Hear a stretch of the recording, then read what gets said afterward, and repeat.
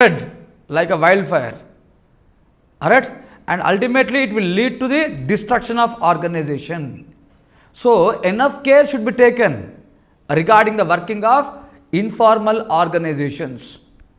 So though informal organizations have their own importance, but still there should be caution on using of these informal organizations. So management should never, as an administrator, you should never blindly believe in informal organizations, because it is these places where every rumor starts. The destruction starts from this place, from this point. Alright. So this is what about the views of argyris on formal and informal organizations.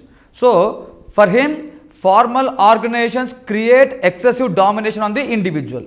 Because of this domination, there will be incongruence. To reduce this incongruence, it requires informal organizations. Alright. So this is a clear link between formal organizations and informal organizations according to Chris Argyris. Next we move on to Argyris' concept of what called organizations. He has proposed different types of structures. Alright. He has proposed different types of organization structures for different tasks or for different purpose. Alright. So one of the important concept of Argyris is his concept of what you call organizational structures. Alright. He has identified 4 different types of structures. Alright. 4 different types of structures. Alright. One is pyramidal. One is pyramidal. Second one is adaptive formal organizations.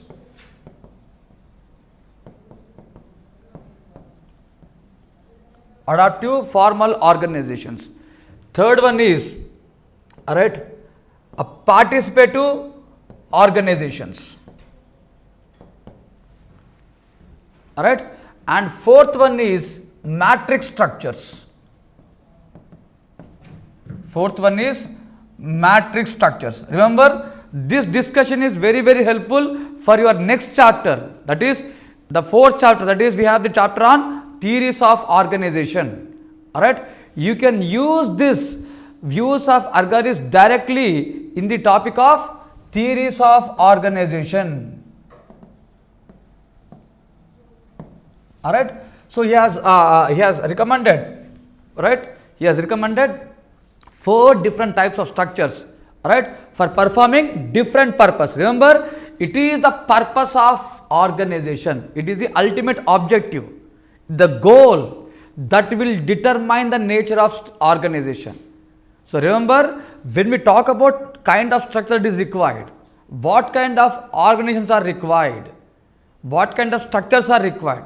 So this designing of an organization, right, designing the structure of organization, it always depends upon the goal that is to be achieved, right. So based upon the goal to be achieved, the organizational structure should be designed. Alright, structure of organization should be based upon the purpose of organization. And another element is the situation in which this task is to be achieved. Right, another important parameter is, right, situation. So never forget this importance of situation. Alright, so normally ordinary conditions, alright, extraordinary conditions, emergency conditions. Alright, so it is this situation, it is these conditions which will determine the nature of structure. Alright, so I'll give one simple meaning. Alright, routine tasks and non-routine tasks. The tasks are the goals which requires high amount of creativity. This is one thing. Normal conditions and emergency conditions. Say normally, if you take non-routine tasks, alright, in non-routine tasks, what kind of structures are required? Those tasks which requires high amount of creativity. Don't think about argyris, don't think about all these things. Have a general understanding. According to you, the one who are in online, can you hear me? right? And if you want to ask any doubts, do ask me.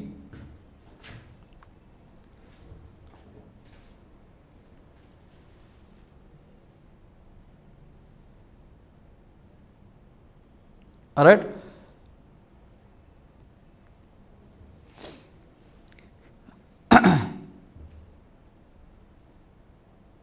Okay, you are there. So just want to know whether you are in the class or not. Right, Sharan, Anu, Surya. Anu, are you there in the class? Anu, Divya Prakash. All right. Okay then. And the point here is, all right, you want to that is, we want to perform certain tasks which requires high amount of creativity. All right. So creative minds. Can we improve creativity just by one individual? Whether an individual on their own can have a creative thoughts, a different way of doing the things. When there can be creativity, when there can be different way of thinking, diversified way of thinking, how to improve it?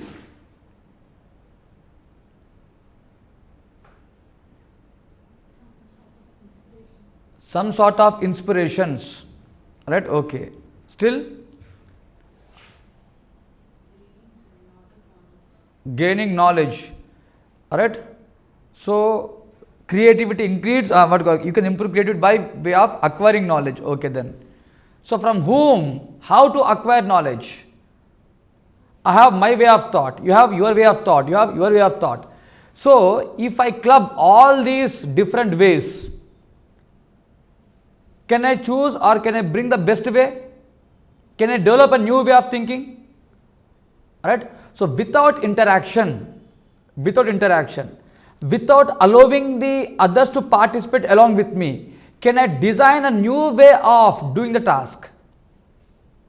Yes or no? No. What is required is, it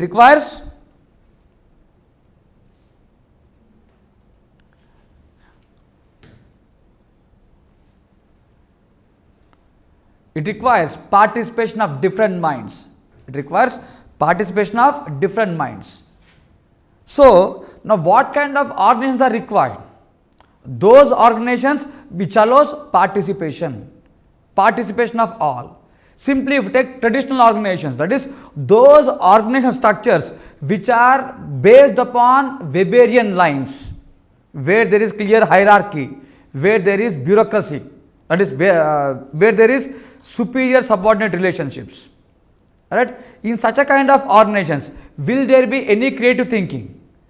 Where every member of the organizations are required to act according to system of rules in a prescribed way. When there is a prescribed way of doing the work, will there be any creativity? If you take traditional organizations, we all know about this.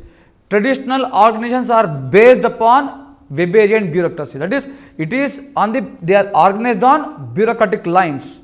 And when we talk about bureaucracy, these are the organizations which are purely based upon system of rules, clear division of work, clear hierarchy, where there is what we call rigid superior subordinate relations, and where there is a rigid way of doing the work.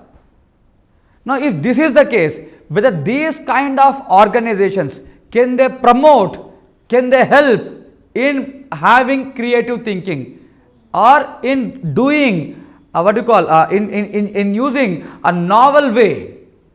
No. We require structures, right? We require organizations which are not bureaucratic.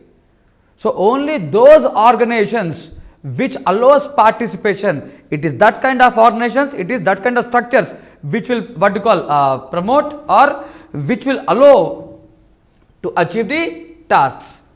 See here, my intention is to show, right, organizational design, organizational structures are always dependent on the task to be achieved. So it is a purpose, it is a goal, it is a task to be achieved that will determine the nature of